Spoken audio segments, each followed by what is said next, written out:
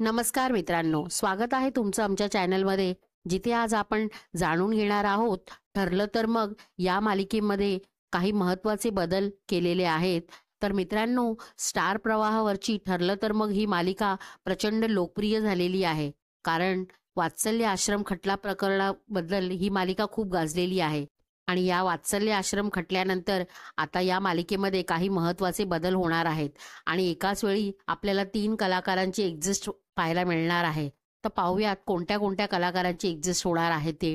तर वात्सल्य आश्रम खटला प्रकरणाचा निकाल लागल्यानंतर साक्षी ही गुन्हेगार दिसणार आहे आणि त्यामुळे तिला जन्मठेपेची शिक्षा होणार आहे. त्यामुळे साक्षी हे पात्र आता आपल्या मालिकेमध्ये दिसणार नाहीये.